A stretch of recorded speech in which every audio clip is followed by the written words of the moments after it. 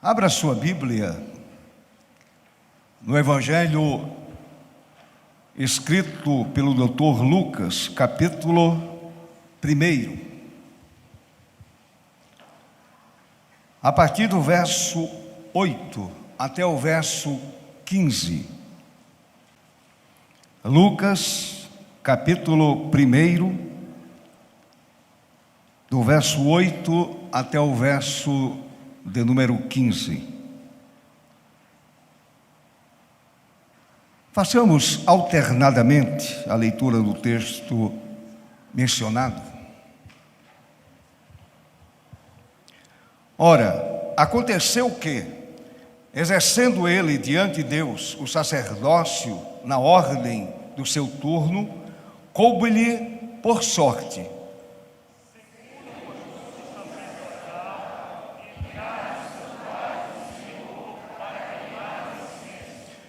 e durante esse tempo, toda a multidão do povo permanecia da parte de fora orando.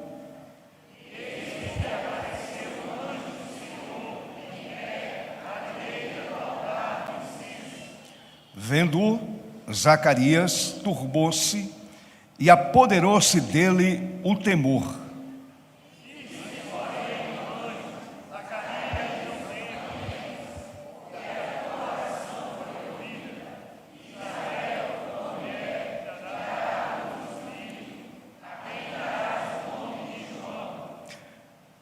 Em ti haverá prazer e alegria, e muitos se regozijarão com o seu nascimento.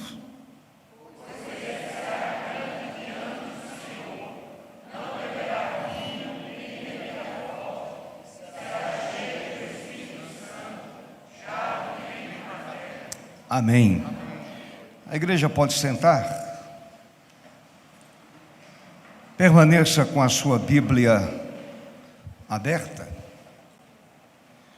e a gente vai discorrer um pouco sobre a figura tão importante para o Novo Testamento como João Batista. Curve a sua cabeça, feche os olhos e a gente vai orar ao Senhor. Amado Deus, graças te rendemos por esta manhã de domingo, primeiro dia da semana, dia do Senhor.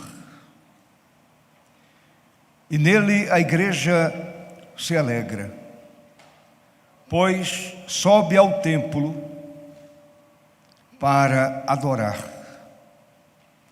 para louvar, para servir ao Senhor. E segundo a promessa do Senhor, Ele está presente aqui entre nós, pecadores como nós. Ele se faz presente.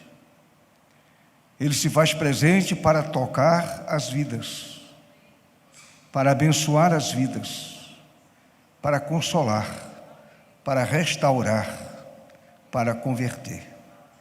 Portanto, ó Deus, nesta manhã, mais uma vez, para o louvor do Teu nome, usa a Tua palavra para a edificação do Teu povo. Quanto a mim, esconde-me por trás da Tua cruz e usa-me apenas como instrumento dócil em Tuas mãos. Em nome de Jesus. Amém. Meus irmãos, os pais da igreja tinham grande respeito por João Batista. Compreendiam que de fato ele foi um homem de Deus, um profeta de Deus e o precursor de Jesus. Ele preparou o caminho para a chegada do Messias. Portanto, os pais da igreja percebiam essa importância de João Batista. Pais da igreja como Orígenes, Agostinho, de Hipona e João Crisóstomo mencionam João Batista em vários documentos importantes e destacam sua importância como um exemplo inspirador de servo de Deus, que serve para a minha vida hoje, serve evidentemente para a sua vida hoje, serve para a igreja, serve para todos nós. João Batista foi uma figura importante na história bíblica, todos nós sabemos desta verdade.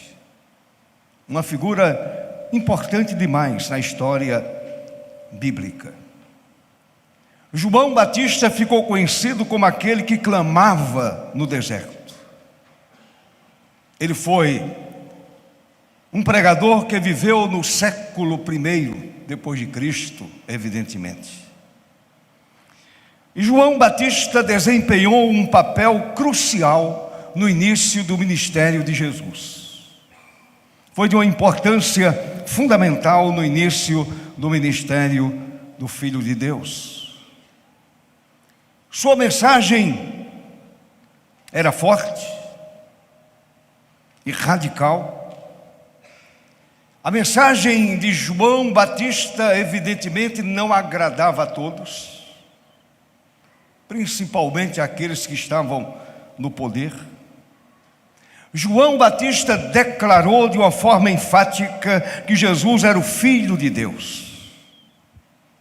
Portanto, João é uma das figuras mais emblemáticas da Bíblia Sagrada. A palavra do Senhor nos mostra este homem como sendo um homem diferenciado. Hernandes Dias Lopes diz que João Batista foi a dobradiça da Bíblia. Ele fecha o Velho Testamento e abre o Novo Testamento. Portanto, nós também não podemos deixar de reconhecer que, de fato, João Batista é um grande exemplo para nós hoje no século 21. Um exemplo de crente, de servo de Deus, de vida pia, de vida dedicada, de vida completamente consagrada aos olhos do Senhor.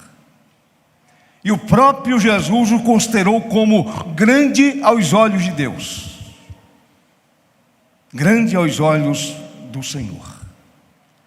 João continua sendo inspiração para todos os cristãos, em razão de algumas características que acompanharam toda a sua existência.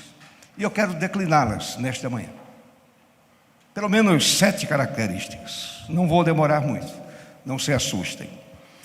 Primeiro, João não era grande perante os homens.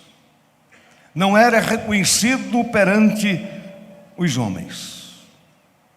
Até porque não havia alguém mais obscuro naqueles dias do que ele. Um sujeito obscuro, nascido de um casal obscuro, na região montanhosa da Judéia, montanhosa da Judéia. Um sujeito que não tinha muitos predicados. Não era grande aos olhos dos homens. Agora, o Senhor Jesus disse que entre os nascidos de mulher, ninguém foi maior do que ele. E eu fiquei pensando, que diriam os poderosos da época, como Herodes, Pilatos, o imperador romano, os pensadores da Grécia antiga,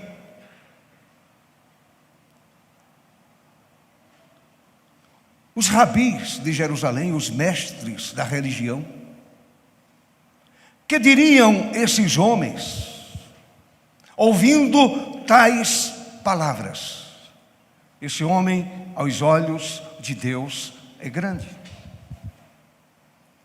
Não foi reconhecido pelos homens, não foi considerado grande diante dos homens.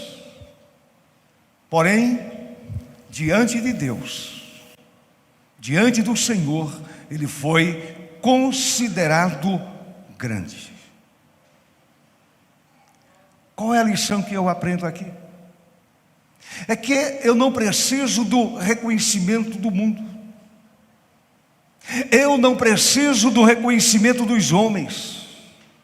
Eu não preciso do reconhecimento das pessoas. Você não precisa do reconhecimento da sociedade. O importante é que você seja reconhecido por Deus, assim como o foi João Batista, considerado grande aos olhos de Deus. Ninguém é maior do que João, insuperável até hoje. Em nenhum outro momento o Senhor olhou para outro homem e disse: olha, esse homem é grande aos olhos de Deus. Nem mesmo Paulo. Portanto, João não era grande perante os homens, mas era reconhecido por Deus. Meus amados, muitos servos que nós reputamos como obscuros, são eles que o céu considera como pessoas boas, piedosas, santas e que servem a Deus com toda a sua alma e com todo o seu entendimento. Piedosos servos de Jesus, nosso Senhor. E coisa maravilhosa é o céu reconhecer que de fato somos servos e servos de Deus. A segunda característica: João era, como seus pais, justo perante Deus. Justificado por Deus. Justo perante o Senhor, como está escrito no Evangelho de Lucas, capítulo 1, verso 5 até o verso de número 7. Se você olhar para o capítulo 1, do verso 5 até o verso 7, o texto vai nos dizer que ambos, pai e mãe, eram justos diante de Deus. Aquele casal obscuro, lá das montanhas, fora da cidade, aquele casal era justo aos olhos do Senhor nosso Deus. E João Batista aprendeu com os pais o temor a Deus, a vida dependente de Deus, e ele tornou-se um homem justo aos olhos do Senhor. Deixe-me dizer algo importante a vocês. Ninguém pode ter o favor de Deus sem andar irrepreensivelmente em todos os mandamentos e preceitos do Senhor. Foram reconhecidos como justos, porque andaram de maneira irrepreensível diante de Deus.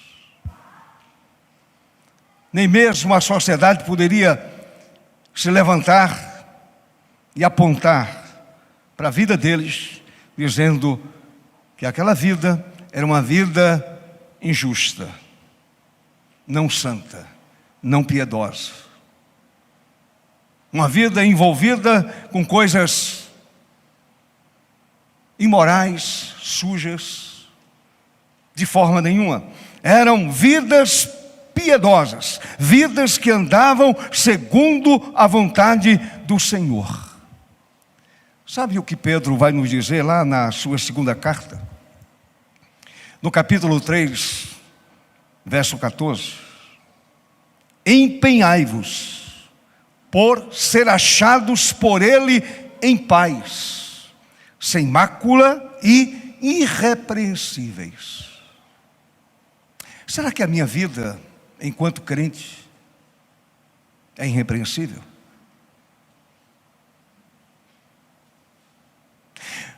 Quando Jesus voltar para buscar o seu povo, Ele vai olhar para a minha vida e dizer: vida irrepreensível, vida santa, vida piedosa, vida sem mácula, vida que não é maculada pelo pecado, vida irrepreensível. O apóstolo Paulo, escrevendo aos Efésios, afirmou: assim como nos escolheu nele, antes da fundação do mundo, para sermos santos e irrepreensíveis perante ele e em amor. João Batista foi um homem irrepreensível. Foi um homem justo. Foi um homem crente. Foi um homem santo. Foi um homem que vivia segundo a vontade soberana do Senhor. Terceira característica: João foi corajoso e fiel até a morte. Não considerou a própria vida como sendo preciosa. Ele foi corajoso, fiel a Deus, fiel aos seus princípios espirituais, fiel ao seu chamado, fiel à sua vocação, fiel à sua mensagem. Ele foi fiel até a morte. João não era uma cana agitada pelo vento. Não era mesmo. Não era uma cana agitada pelo vento. João Batista não somente trovejava contra o pecado, mas também selou seu testemunho com o seu próprio sangue. Trovejava contra o pecado. Quer ver um texto importante? Observe o que está escrito em Mateus 3, 7 e 8. Como ele trovejava contra o pecado, vendo ele, porém, que muitos fariseus e saduceus não eram pessoas quaisquer,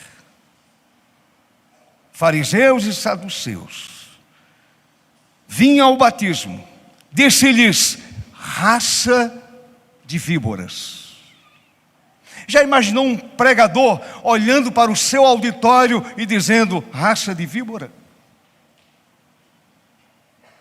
Eu olhando para vocês dizendo: raça de víbora. Pastor Felipe dizendo: raça de víbora.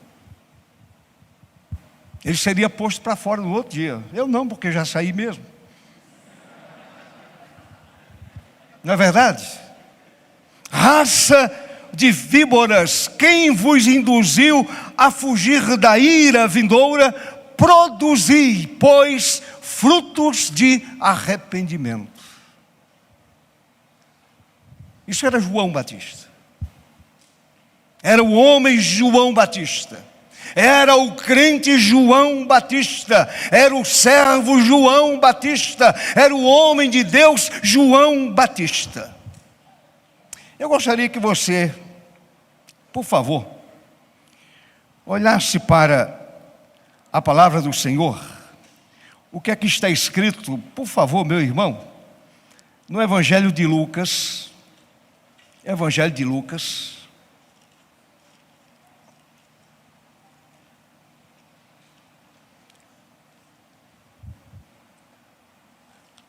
Aliás, desculpem. Evangelho de Mateus, capítulo 14. Vamos ler esse texto. Evangelho de Mateus, capítulo 14, do verso 1 até o verso 10, e a gente vai encontrar aquela história da morte de João Batista. Por que ele morreu? porque ele denunciou o pecado de alguém, porque ele enfrentou o Todo-Poderoso, porque ele não teve receio, ele não teve medo, ele não correu, ele enfrentou, ele falou a verdade, ele pregou a verdade, ele disse que aquilo era errado, era pecado, era sujeira, era imoralidade, Deus desaprovava, era afronta contra Deus. Vamos ler juntos. Verso 1. Por aquele tempo,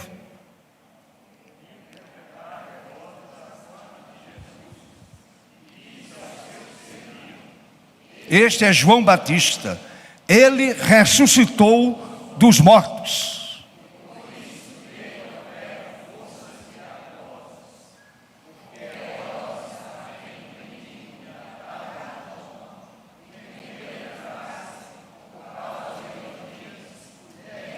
Só um momento, o cara traía o próprio irmão. Traía o próprio irmão. E João Batista disse que não era correto. Vamos continuar lendo o texto. Pois João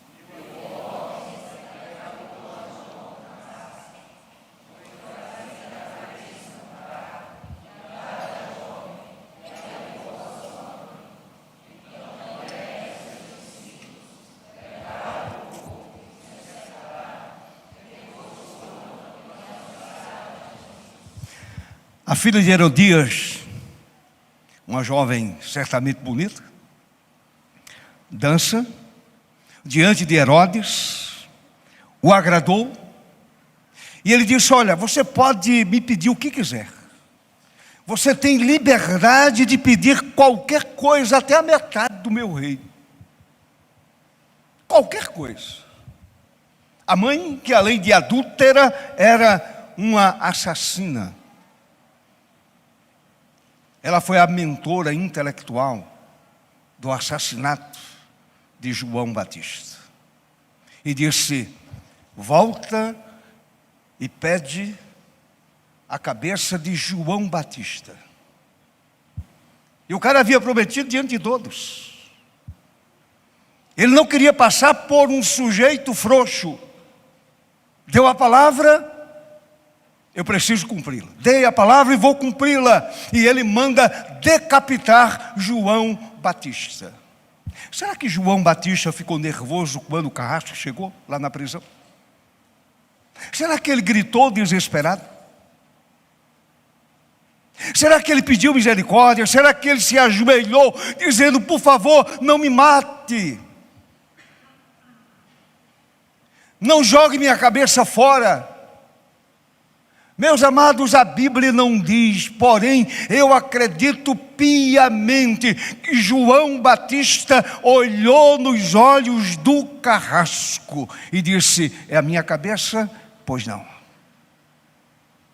Fiel até a morte. Não hesitou diante da morte.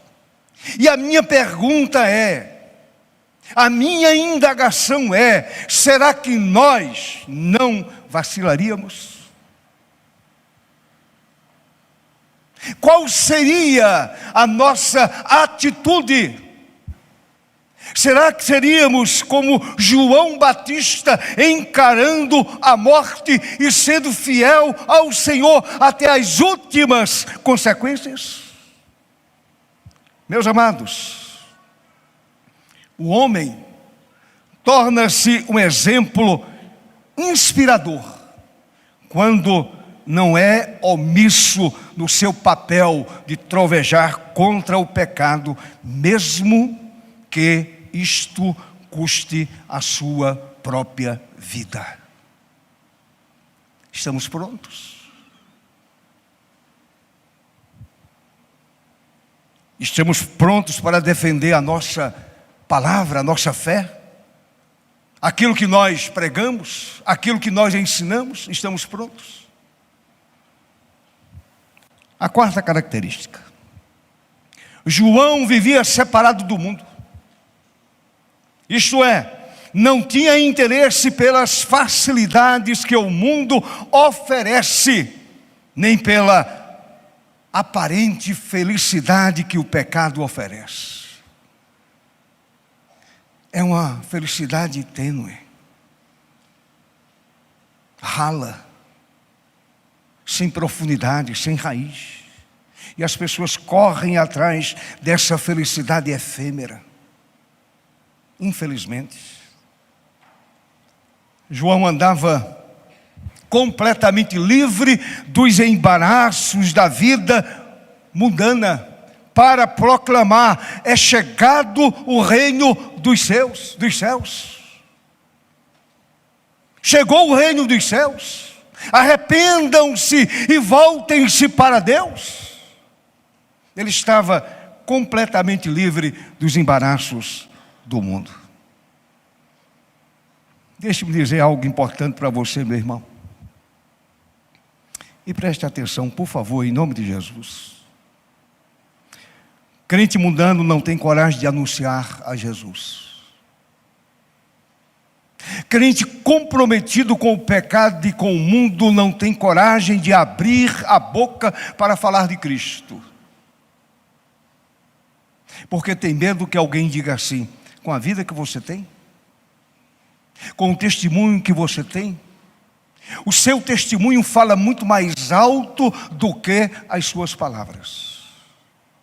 Crente mundano não tem coragem de proclamar o Evangelho, não tem coragem de falar de Jesus, não tem coragem de apontar o caminho, não tem coragem de dizer: o Evangelho é a verdade que liberta o homem do seu pecado. Não tem, porque está preso ao pecado.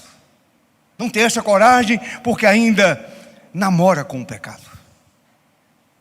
Sente uma certa atração pelo pecado. Infelizmente. Crente mundano não tem coragem de anunciar a salvação.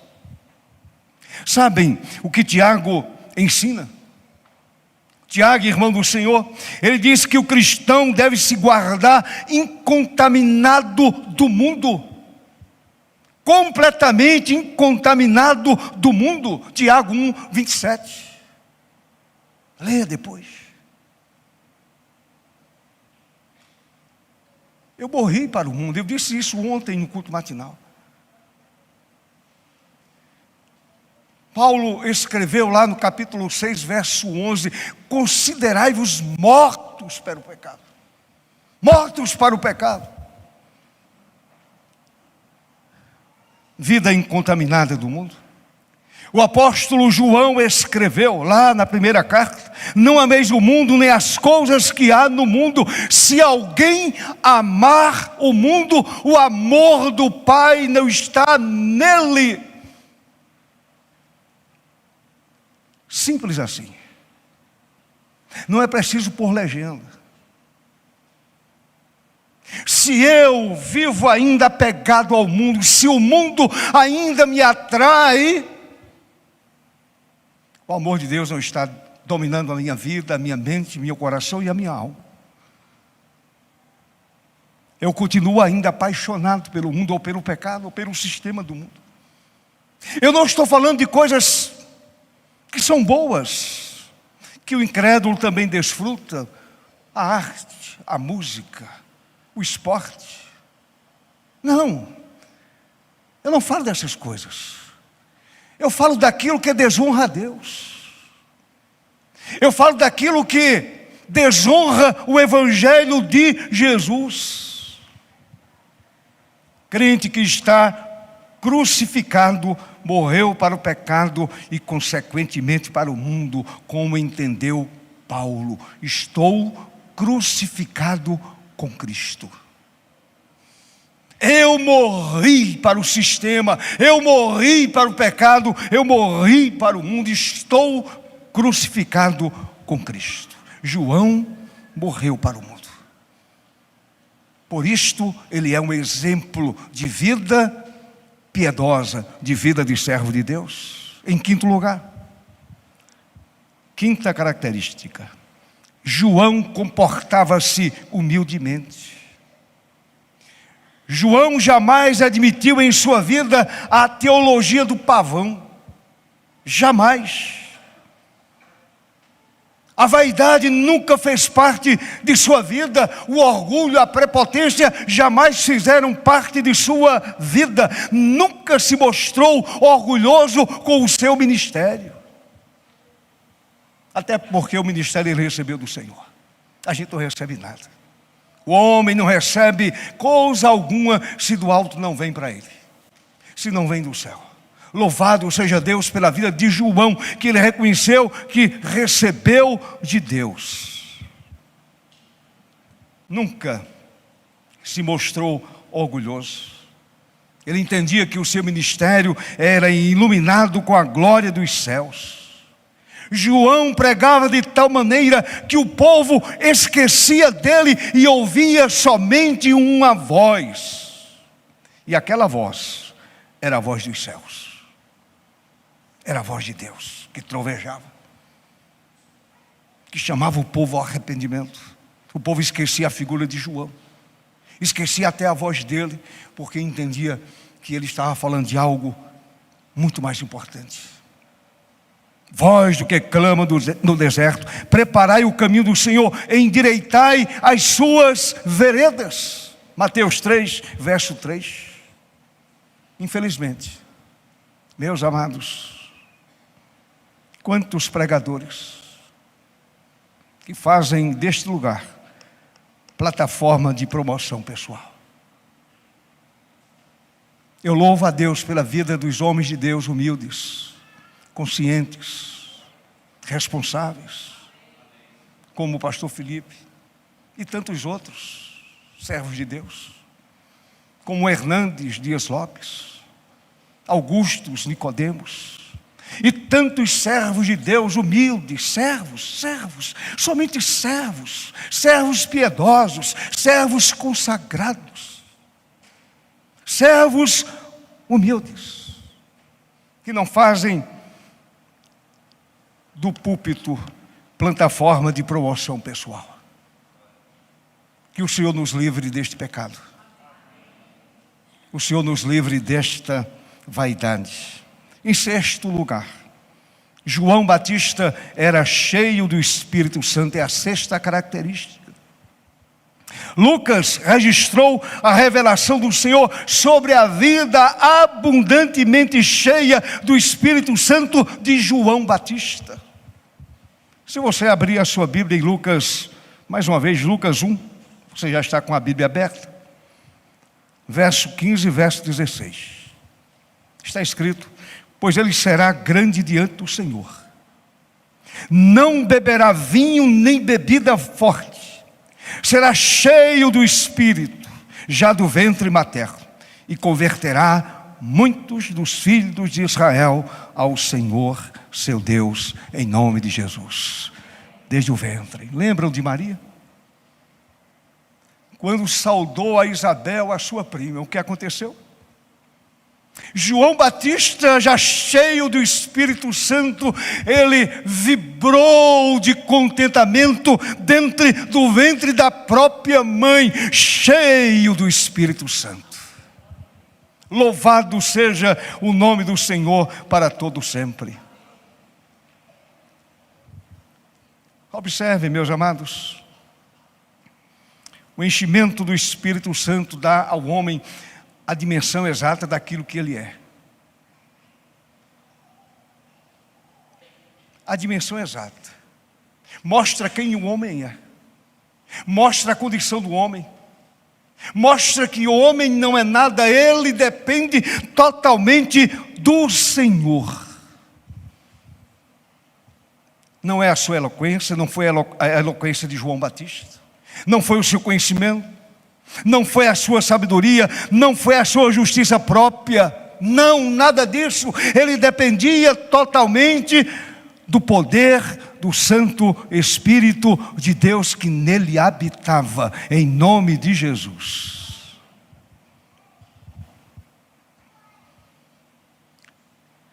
Se você deseja ser usado por Deus, meu irmão, busque o enchimento do Espírito. Minha irmã, você deseja ser usada por Deus? Busque o enchimento do Espírito. Ore, busque, leia a palavra, que a sua alma fique encharcada pela palavra de Deus, pela ação do Espírito, pelo poder do Espírito, pela pessoa bendita do Espírito Santo. Como o Espírito Santo deseja me possuir a sua vida. Ele deseja me usar e usar a sua vida. Ele deseja continuar usando esta igreja para a glória do nome do Deus Pai, Filho e Espírito Santo. Amém, meu irmão? Paulo disse: enchei-vos do Espírito. Enchei-vos do Espírito. Pastor Felipe pregou quarta-feira aqui. Um homem cheio do Espírito é um bom marido. Eu havia falado sobre isso lá na minha classe de escola dominical. O enchimento do Espírito não é somente para fazer coisas maravilhosas. Pode até ocorrer, mas é para ser um bom pai, um bom marido, um bom exemplo, uma boa pessoa, um bom comerciante, um bom professor e assim por diante. Uma vida cheia do Espírito Santo de Deus. Enchei-vos do Espírito. O Senhor Jesus disse ao seu povo, aos seus discípulos, antes de voltar para o céu: permanecei, pois, na cidade, até que do alto sejais revestidos de poder. Como nós precisamos, como nós carecemos desse poder de Deus, desse poder do Espírito Santo, dominando a nossa mente, dominando a nossa alma. Como eu preciso do Senhor, como eu preciso do enchimento do Espírito. Como eu preciso de Deus. Como eu preciso depender do Espírito Santo de Deus. Mas recebereis poder ao descer sobre vós o Espírito Santo e sereis minhas testemunhas. Encha-nos, Espírito. Assim como o Espírito encheu João Batista, encha-nos nesta manhã. Em sétimo lugar, já demorei demais. João Batista produziu fruto para Deus. É a sétima característica. O homem, deixe-me dizer isto, o homem verdadeiramente nascido de novo produz fruto para a glória de Deus. João produziu fruto para a glória de Deus. João Batista produziu tanto fruto que ele continua falando ao meu coração e ao seu coração. Amém, meu irmão? Louvado seja o nome do Senhor para sempre. O Senhor levantando homens do quilate de João Batista. Um homem que produz fruto para Deus é um homem que ganha almas para o reino de Deus. E a Bíblia vai nos dizer que João Batista era um ganhador de almas. Diz lá Lucas 1,16, verso 16. E converterá muitos dos filhos de Israel ao Senhor, seu Deus. João pregava no deserto. Mas quando se prega a palavra, Hernandes Dias Lopes diz isto: não é o pregador, não é a figura do pregador, não é a eloquência do pregador, não é a capacidade lógica do pregador, é a palavra. Quando a palavra é anunciada na autoridade do Espírito Santo, as pessoas se aproximam. E elas são tocadas, elas são transformadas, elas são convertidas, elas são completamente mudadas, transformadas para o louvor de Deus, se tornam novas criaturas em nome de Jesus. Sabem o que é ganhar almas? É trazer uma vida da ignorância ao conhecimento. É trazer uma vida que é inútil para uma vida útil. É trazer uma vida do pecado para a justiça. Trazer uma vida do pecado para a retidão, para a vida compromissada com o Senhor. Foi justamente isto o que fez João Batista, como diz Lucas, verso 17. Olhe para o verso 17. Irá diante do Senhor no espírito e poder de Elias. Não é reencarnação, não. Nada disso. Na mesma autoridade, no mesmo poder de Elias. Mesmo poder de Elias. Para converter os corações dos pais aos filhos, famílias convertidas. Lares transformados, renovados. Converter os desobedientes à prudência dos justos e habilitar para o Senhor um povo preparado. Louvado seja o nome do Senhor, amém, meu irmão? Eu e vocês fomos chamados exatamente para isto. Sabem qual é o maior prazer de um crente? De um servo do Senhor? O maior prazer de uma pessoa que ama Jesus é pregar o Evangelho que arranca o homem das trevas e o leva ao arrependimento. Este é o maior prazer. É quando o Evangelho alcança um homem perdido, atolado no pecado, e o resgata e faz dele uma nova criatura, muda a sua vida, muda o seu pensamento, muda a intenção de sua alma, muda o homem completamente. Isto é dar fruto para a glória de Deus. Sabem o que Jesus disse sobre essa questão de produzir fruto?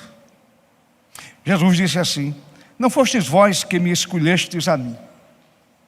Pelo contrário, eu vos escolhi a vós outros e vos designei para que vades e deis fruto. E o vosso fruto permaneça, a fim de que tudo quanto pedirdes ao Pai em meu nome, Ele vo-lo conceda. Meu irmão, quer ser bênção? Quer ser exemplo de servo? Produza fruto para o louvor de Deus. Eu vou caminhar para o encerramento. Concluindo essa reflexão sobre essa figura bíblica importante e inspiradora de João Batista, eu faço apenas duas aplicações práticas.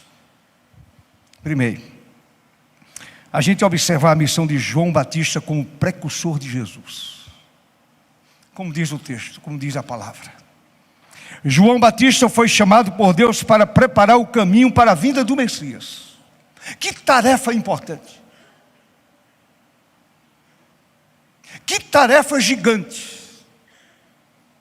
Preparar o caminho para a chegada do Messias, para a chegada do Redentor, para a chegada do Salvador. Meus irmãos, o que me chama a atenção é a sua prontidão. A prontidão de João Batista. Ele obedeceu, ele estava pronto. O que me chama a atenção é a dedicação de João Batista em cumprir essa missão. E ele continua inspirando a todos nós. E eu, como crente, preciso olhar para o exemplo da vida de João Batista e comprometer de igual forma a minha vida na obra de Deus. Amém, meu irmão? Comprometer a minha vida na obra do Senhor. Segunda aplicação. A gente observa o estilo de vida simples de João Batista. Ontem a gente conversava sobre isso. Eu e Agnaldo, depois do matinal. Como a gente se apega a este mundo, às coisas deste mundo, desta vida. E a gente esquece as coisas simples da vida. Simples. João Batista viveu uma vida austera no deserto, vestindo roupas simples e se alimentava de uma dieta frugal. Muito simples. Sabem o que isto nos ensina? Nos ensina o valor da simplicidade, o desapego ao material, aquilo que a gente conversava ontem. Então, o desapego ao material, mostrando que o verdadeiro contentamento e propósito vem de Deus e da palavra revelada de Deus. Este é o verdadeiro contentamento. E é exatamente isto que dá propósito à nossa vida. Eu encerro dizendo: oremos pedindo ao Senhor da Seara que continue levantando homens desse quilate de João Batista. Homens tementes a Deus, cheios do Espírito Santo, justos, homens servos, homens que só temem a Deus e só temem pecar contra Deus. E sabem o que vai acontecer? A igreja será reconhecida como igreja serva, como igreja do Senhor, como igreja que faz diferença, como igreja que glorifica o nome do Pai, do Filho e do Espírito Santo. Amém.